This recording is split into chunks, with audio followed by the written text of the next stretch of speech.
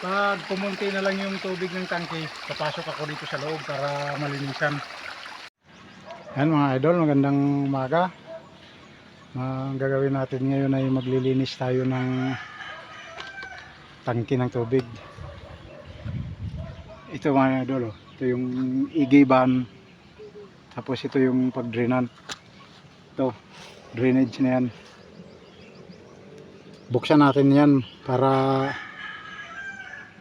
i-drain natin yung laman ng tangke. Yan yung ng source ng tubig papasok sa loob.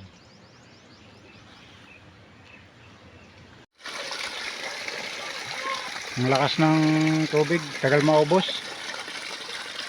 Dami pa kasing laman yung tangke. Kapag na yan, na ubos na yung pag-drain niya, papasukin ko na yung doon. Pasok ako doon sa loob para malinisan.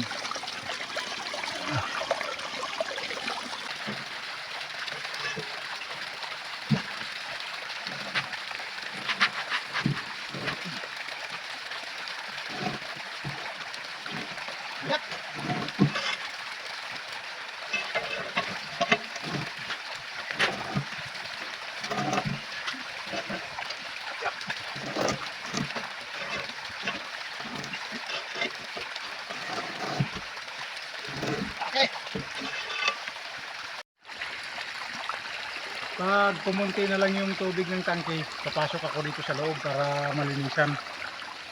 Maya papasukin natin. Yung takip niya ganyan, para may siya, para hindi makapasok yung tubig pag umuulan, hindi siya papasok sa loob. Kaya parang may gutter siya yung sa manhole. Papasok tayo dyan ngayon sa loob. Pero kung paano ako makapasok, walang umalis yung kasama ko.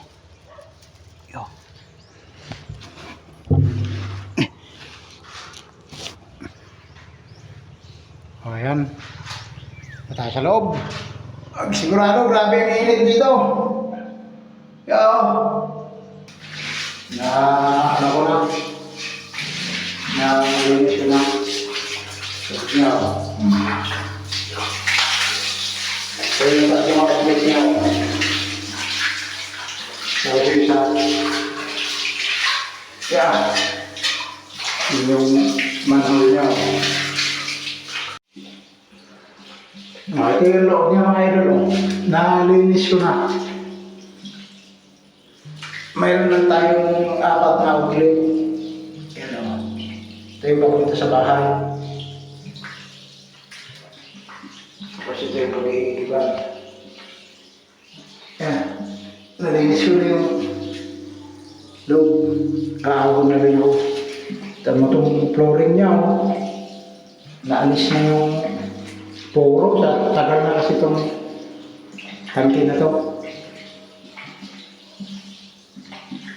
Mamaya magkaroon natin ng tubig. Tubig. Lakas ng tubig. Yan.